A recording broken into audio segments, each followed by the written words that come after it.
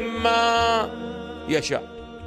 وهكذا وردت بالنسبة إلى سليمان، وهكذا وردت بالنسبة إلى موسى وعيسى وجملة من الأنبياء. الله آتاهم ماذا؟ آتاهم الحكمة، يعني آتاهم السنة النبوية. مولانا شنو علاقة؟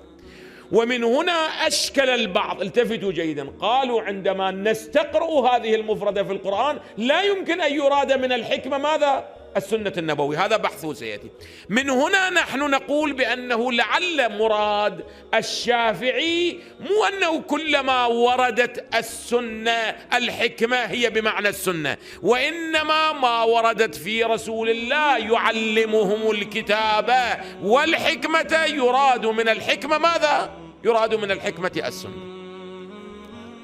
وهذا بحثه إن شاء الله بعد ذلك سنشير إليه. المهم أعزائي، من مصاديق في الملاحظة الأولى من مصاديق الحكمة السنة، وهذه قضية نحن مرارا أشرنا إليها وبيناها للأعزة، وقلنا كثيرا ما يقع الخلط والاشتباه والخطأ في عدم التمييز بين التفسير وبين المصداق.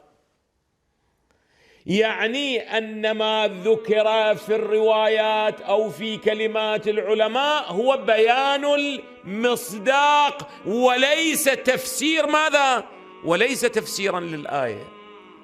ولكن مع الأسف الشديد أن البعض خلط، تصور عندما قال الإمام نحن أهل الذكر في قوله فاسألوا أهل الذكر إن كنتم لا تعلمون، نحن أهل الذكر، قال الآية فسرت بأهل البيت. لا عزيزي، غير ممكن، لأن عنوان أهل الذكر ما هو؟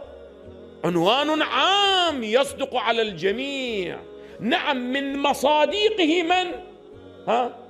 أهل البيت عليهم أفضل الصلاة. يا أيها الذين آمنوا اتقوا الله وكونوا مع الصادقين كما في سورة التوبة. وفسر الصادقين بمن؟ بأهل البيت. خطأ أعزائي، ما يمكن، لأن الصادق لا يختص بأهل البيت. نعم من مصاديقه. نعم هسه الآن بعض الأحيان هناك دليل على انحصار المصداق، وهناك دليل ماذا؟ على عدم انحصار المصداق، ذاك بحث آخر.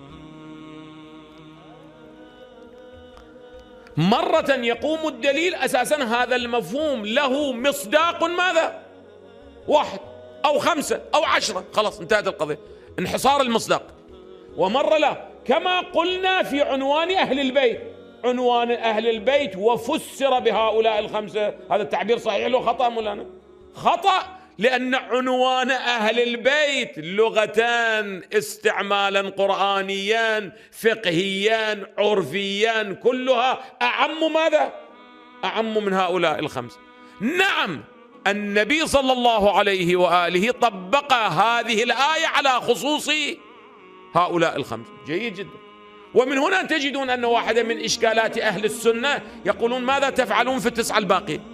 والآن أنتم استطعتم من خلال آية التطهير أن تقولوا هؤلاء ثبتت عصمتهم بآية التطهير.